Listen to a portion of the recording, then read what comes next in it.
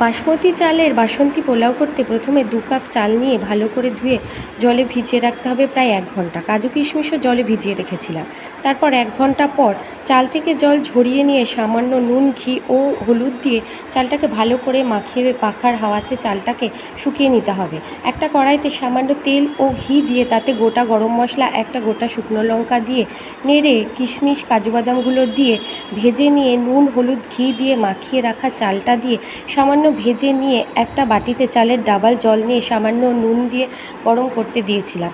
সেই জলটা ঢেলে দিয়ে পরিমাণ মতো গরম মশলা, গোলাপ জল ও নুন দিয়ে ভালো করে নেড়ে ঢাকা দিয়ে দিতে হবে। 15 মিনিট পর যখন চালটা বেশিরভাগটাই হয়ে যাবে, অল্প জল জল থাকবে, তখন পরিমাণ মতো চিনি আর ঘি দিয়ে নামিয়ে নিলেই তৈরি বাসমতি চালের বাসন্তী পোলাও।